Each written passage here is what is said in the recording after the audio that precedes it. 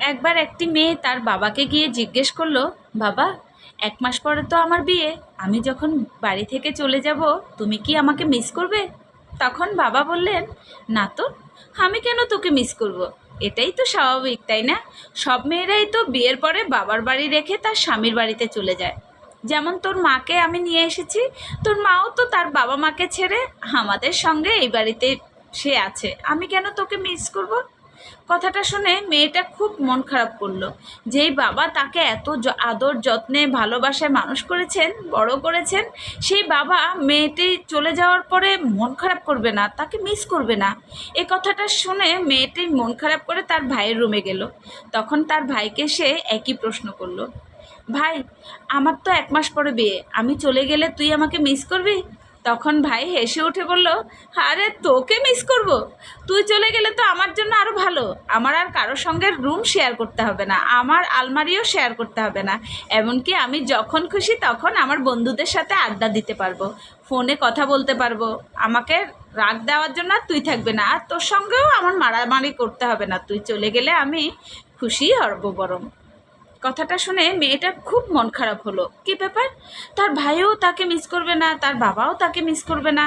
এবার সে চিন্তা করলো সেও তাহলে এখন থেকে শক্ত হয়ে যাবে। সত্যি দেখা গেল ধীরে ধীরে বিয়ের সময় এসে গেছে। তার ভাই এবং বাবা বিয়ের সব আয়োজন করেছে খুব সুন্দরভাবে। মেয়েটি চিন্তা করলো সেও তার ভাই কিংবা বাবার জন্য মন খারাপ করবে না, শত কষ্ট হলেও সে এক বিন্দুও কাঁদবে না, না কেঁদেই শ্বশুরবাড়িতে চলে যাবে। তার বাবা যদি এবং ভাই তাকে যদি মিস না করে তাহলে সে কেন তাদেরকে মিস করবে?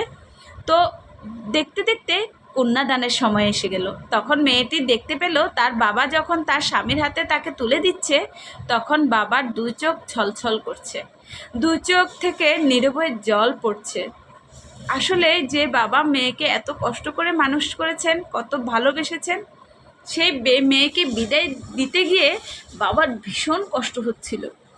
তখন মেয়েটি ধীরে ধীরে তার ভাইটিকে খুঁজতে থাকে। মাকে জিজ্ঞেস করলো, মা, আমার ভাই কোথায়? মা বলল, তোর ভাই তো তার রুমে আছে। গিয়ে দেখে ভাইয়েরও একই অবস্থা, বোনের দিকে তাকাচ্ছিল না। বাবা যেমন চোখ তুলে মেয়ের দিকে তাকাচ্ছিল না, ভাইও তেমনি চোখ তুলে বোনের দিকে তাকাচ্ছিল না।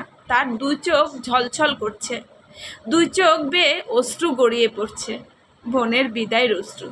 আসলে বাবা এবং ভাই দুজনে ইচ্ছে করেই সে মেয়েটিকে বলেছিল তারা তাকে এক বিন্দু মিস করবে না, যেন সেই মেয়েটি সহজেই এই বাড়ি থেকে ওই বাড়িতে গিয়ে অ্যাডজাস্ট করতে পারে। বাবা এবং ভাইকে দুর্বল দেখে মেয়েরা আরও বেশি দুর্বল হয়ে যায়।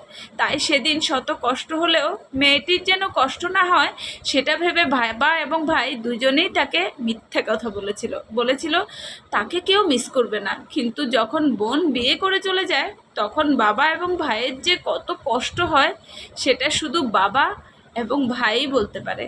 এই জন্যেই দেখবেন বেশিরভাগ বিয়ের সময় ভাইরা কোথায় যেন লুকিয়ে থাকে, বোনের বিয়ে দেওয়ার সময় চোখ তুলে আর বোনের দিকে তাকায় না।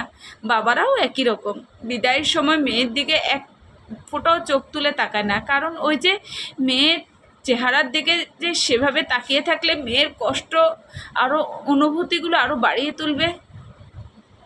কথাগুলো বলছি আপনাদের সাথে শেয়ার করছি, কিন্তু আমারও না ভিতরে দুমড়ে মুচড়ে যাচ্ছে, কারণ একই আমারও হয়েছে। আমার বিয়ের সময় আমার বাবাকে দেখেছি খুব স্ট্রং ছিল, কিন্তু বিয়ের দিন দেখেছি আমার বাবার কান্না, আমার মায়ের কান্না, আমার বোনদের কান্না। হয়তোবা বিয়ের দিন আমি আমার শ্বশুরবাড়িতে চলে আসছি, সেটা আমি হয়তোবা পরে দেখি না কী হয়েছে, কিন্তু আমার বোনের সময় আমি দেখেছি আমার বাবা আমার বোনকে বিদায় দিয়ে সোফার উপরে মানে দুমড়ে মুচড়ে পড়ে চিল্লাই চিল্লাই কান্না করছে। আমার বাবাকে কখনো দেখি না এভাবে কান্না করতে। আজকে সেই বাবাটাই কবরে শুয়ে আছে, দেখার মতো আর কেউ নেই আমাদের। হ্যাঁ, তবে আমাদের ছোট্ট দুইটা ভাই আছে, আল্লাহ তাদেরকে নেক হায়াত দান করুক, তাদের জন্য দোয়া করবেন। কিন্তু এই ভাই দুটো না যেন একটা কলিজা আমাদের, হয়তো বা প্রকাশ করতে পারি না ভাইদেরকে, কিন্তু জানেন বাপের বাড়িতে যখন যাই না বোনদের থেকেও ভাইরা না বেশি আহ্লাদি করে, আপু আজকে যাইও না, আজকে থাকো আপু, আপু কখন আসবা, এই যে কথাগুলো না সত্যি ভিতর থেকে না খুব মায়া লাগে ভাইগুলার জন্য। আল্লাহ যেন আমার ভাইগুলাতে নেক হায়াত দান করে, সবাই দোয়া করবেন। ভালো থাকবেন। আসসালামু আলাইকুম। আমি আপনাদেরই বোন পুনম।